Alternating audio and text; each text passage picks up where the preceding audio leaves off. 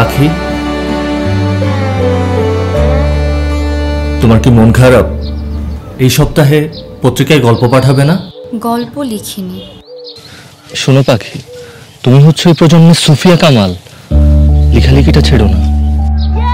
মন ভালো না থাকলে লেখালেখি কোথা থেকে আসবে? মনের খাবার হাসি মুখ। বাবা চাকরি ছাড়ার পর আমাদের হাসি মুখ মলিন হয়ে গেছে। কই আপনি বাইরে গেলেন না?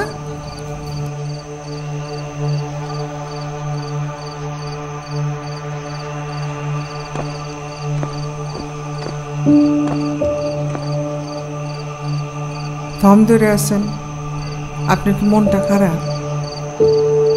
না, শরীরটা খারাপ। কি হয়েছে? না, তেমন কিছু না।